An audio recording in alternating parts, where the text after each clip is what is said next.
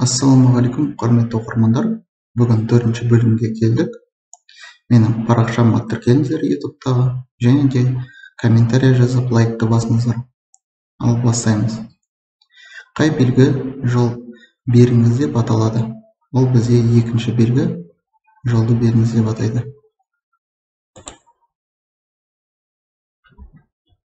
Айналма қозғалысы бар қиылыстан шыққан кезде қай жүргізуші қағидаларды бұзды? Шеңберлі жүрістен сіздер шыққанда оң жақ жолақтан шығу керексіздер. Сондықтан жеңіл көлік бұзып отыр. Сондықтан жауабы Б. Берілген белгі орнатылған жолдарда жүргізіп үйренуге. То есть оқу көлік құралымен бұндай белгіде жүргізуге бола ма дейді.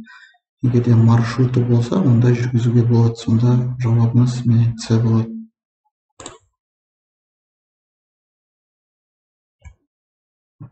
Және де мынандай сұрақ: реакция дегеніміз дейді. Оның жауабы: бұл жүргізуші дыбыстық немесе көру арқылы сигналдардан кейін шешім қабылдайтын кезең.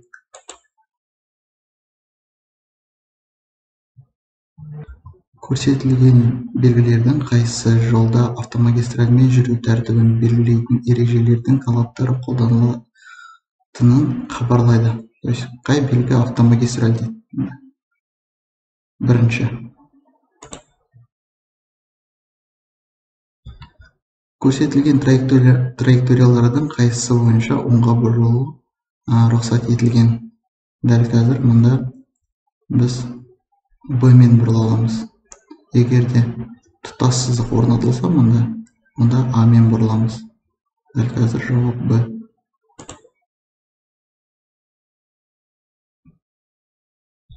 Жеңіл автокөлік жүргізушісі қандай траектория бойынша қозғалысты жалғастырады? Мұнда жауап Б болады. Себебі бұл суретте көрсетілген екі жақты жүріс жолы, біздің жүріс бағытымыз оң жақ. Жауабы Б болды. Берілген белгілердің қайсысы кері бұрылуға тыйым салмайды?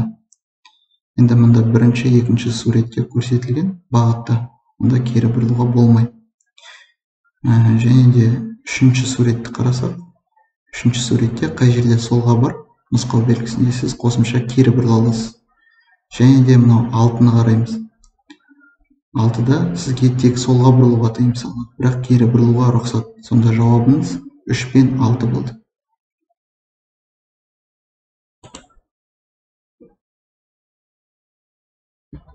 Тахограф бұл жүргізушілердің еңбек және демалыс режимін тіркейтін механикалық не электрондық цифрлық бақылау құрылғысы. Қазір мен сізге суретін көрсетемін. Жеңіл автокөлік жүргізушісі мұндай маневр жасауға рұқсат етіледі ме? Әрине тыйым салынады, оң жақтан озуға болмайды. Берілген таңба дейді. Үзік сызық ол бізге ештеңке тыйым салмайды, сондықтан ол жолақта шекарасын көрсетеді. Сондықтан жауабымыз қиылыстан шегінде жүру жолақтарының шекараларын белгілейді. Осы жол белгісі нені білдіреді? Тегіс емес жол екенін білдіреді. Жүргізушіге көрсетілген жерде тұруға рұқсат етіледі ме? Әрине рұқсат етіледі.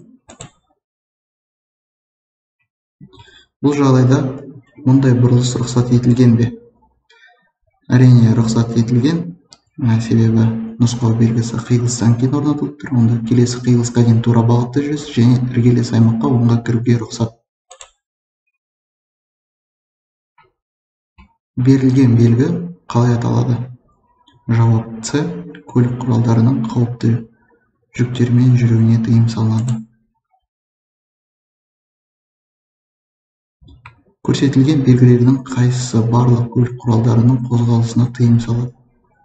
Бірінші белгіде кіруге болмайды, бірақ шығуыңызға болады. Екінші белгіде мүлдем жүруге тыйым салынады. Және де үшінші белгіде жүруге тыйым салынады, бірақ жүруіңізге болады, егер де сіз сонда тұрсаңыз немесе жұмыс істесеңіз. Қауіптілік деген белгі. Жауап 2.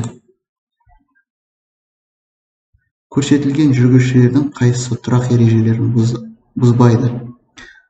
Дәл қазір мұнда бұзбайды көк көлік. Себебі мұнда көлік құралдарын орнату тәсілі деген белгі тұр. Қалай суретте салынып тұр, дәл солай орнату керексіз.